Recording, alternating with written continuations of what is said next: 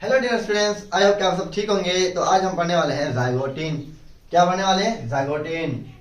Zygotene क्या होता है? A diploid cell contain chromosome pair. क्या क्या है?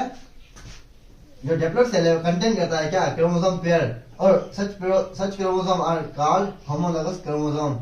और उस क्रोमोसोम्स को हम क्या कहते हैं? होमोलॉगस क्रोमोसोम्स कहते हैं। हमारे पास पेयर है तो उसमें क्या होगा? एक क्या होगा? पैटर्नल होगा जिसमें क्या स्पर्म सेल आगे, और सेकंड वन क्या है? हमारे पास मैटरनल है जिसमें क्या आते हैं? एक सेल्स आते हैं। आई होप आपको समझ में आ रहा है। Okay. Homologous chromosome are condense and attach together form a pair.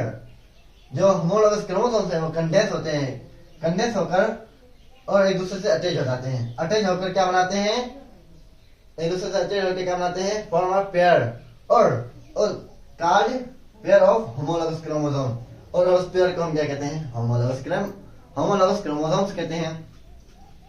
जैसे कि हमारे पास यहाँ पर क्या है? एक हमारे पास क्या है? ये होमोलॉगस क्रोमोसोम्स है, ये दोनों ही।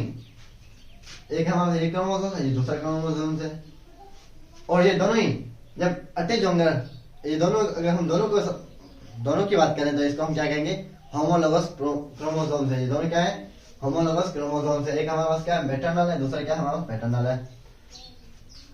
यहाँ डायग्राम में क्या है? ये डायग्राम में ये समझ आती है हमें कि जो क्रोमोसोम्स है वो कंडेंस होकर क्या बनाते हैं? कंडेंस होकर दो पेयर बनाते हैं। किसके?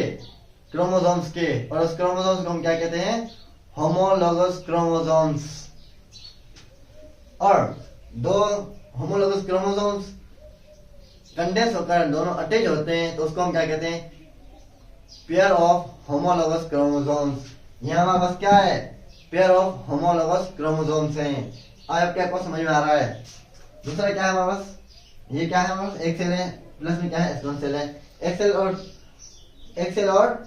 स्पर्म सेल अगर दोनों साथ में मिलेंगे, मिलकर क्या बनाते हैं? जाइगोट बनाते हैं।